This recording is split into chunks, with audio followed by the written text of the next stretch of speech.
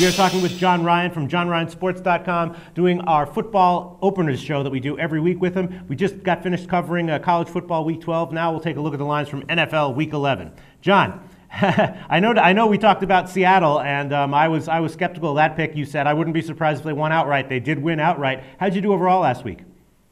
And we did well. We went 2-1 again. Okay. We had a loss in the Bengals, but in hindsight, I think the Bengals played well. Mm-hmm. I mean, that was a game where I think they are now confident of being a contender. Right. I believe we're now standing at 63% winners for the season on the thread. So if anybody's new to the show, stop on by and give me your picks and tell me what you think. Not too shabby. Not too shabby. Yeah, I didn't do that great last week. I had a pretty big bet on Carolina. I took actually a bunch of it back after reading some stuff on the forum, but still lost with it. What do you make of that game? Carolina, I mean, I thought they were a good bet. They were coming off the bye. I mean, what's your take on buys? I mean, I'm looking at that game. I know Cam Newton was on the injury report, but they just got crushed by Tennessee. Where'd that come from? Yeah, they're somewhat of a young team, Peter. Yeah. Cam Newton was number 2, at least last week, in the passer yardage statistics.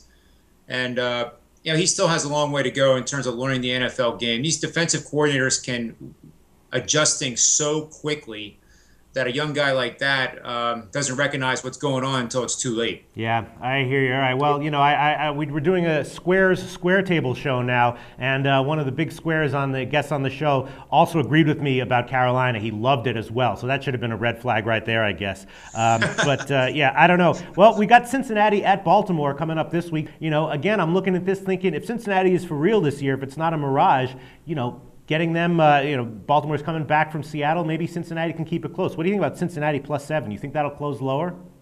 Yeah, I think it'll move to about 6.5. Mm-hmm. I don't think it's going to move a lot, but 6.5 seems to be a pretty good number for this to end on, because I don't think the public's going to be real quick to support Baltimore, right, coming off that hard loss in Seattle. So I think the public support, the sharp money, will combine and move the line down a little bit. Yeah, and then what about Carolina, Detroit? I see here Detroit -6.5 at home. I don't exactly remember where they specifically opened, but now they're -6.5. You think that line will close at 7 or 7.5? Yeah, I think it will. I don't think the public's going to be too enamored with Detroit. But, it's almost like the public has started to get off that bandwagon a little bit. Are there any other lines that caught your eye that you think might move significantly by close? Well, the one that kind of blows my mind is the Giants in Philadelphia. And Philadelphia is a team in disarray. I think we've discussed this for about the last month.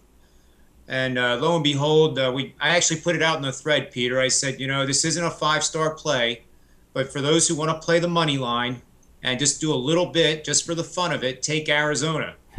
And I just had, pure gut feeling, Peter. There was no real significant research behind it. But when I heard Deshaun Jackson was out, and because he overslept. Nobody oversleeps. I do. You're a pro athlete. You're up and about and going on about your business. And, he has a contract coming up. So I can't believe that the Giants, are coming back home from playing a decent game against the 49ers, who are red hot, and are only favored by 3.